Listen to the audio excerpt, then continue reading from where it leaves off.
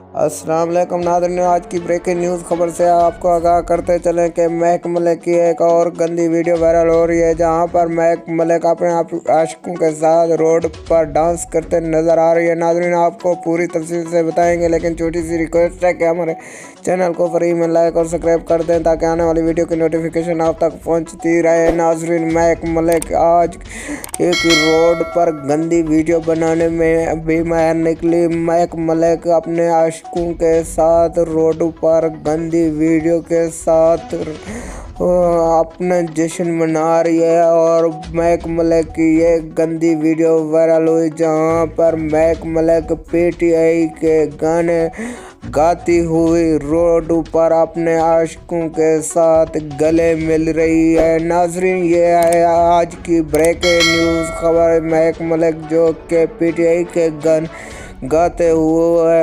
रोडों पर अपने ही आशिकों के साथ रंगे हाथों में हाथ डालकर गंदी वीडियो बना रही है। महक मलिक की ये गंदी वीडियो आज वायरल हो गई है। नाज़रीन, देखते